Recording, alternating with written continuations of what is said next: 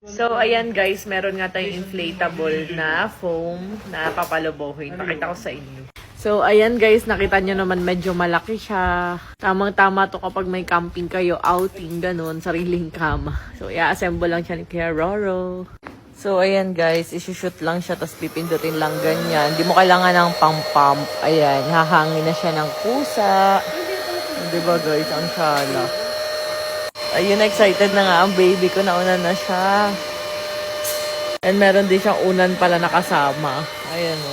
At may pang-pump na din. And as you can see guys, lumalobo na siya. Ayos. Ang aking baby. Tanon! Nat, you like it?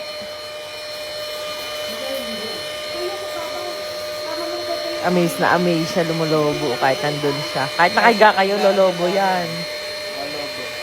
Ayan o. Ayan o, kahit andyan ang aking mag-ama. Ayan o, tinan nyo, lubong-lubo na siya, guys.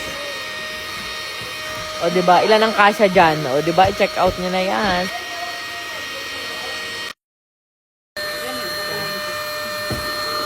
Ate Nat-Nat! Ate Nat-Nat! Nalubog na daw, Daddy, oo. Nalubog na daw. Umauntog ka. Sir, nahihirapan kong lumulbok. Ayan, may sarili din siyang para ma-off siya. Ayan.